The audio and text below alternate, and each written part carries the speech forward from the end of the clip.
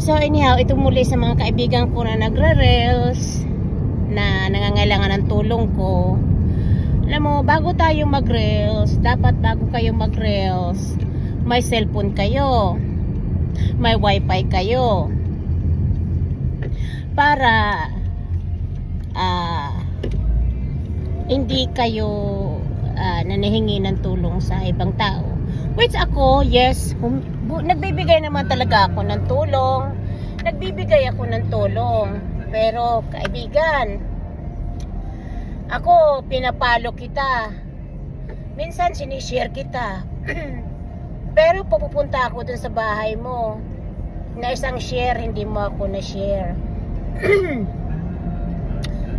At saka, hindi mo ako pinapalo.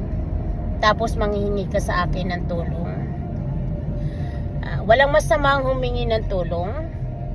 Ako, bago ako nag-reels, niready ko ang internet ko, ang computer ko, ang cellphone ko, at saka kung ano pa na mga gadget na kailangan ko sa pagre-reels.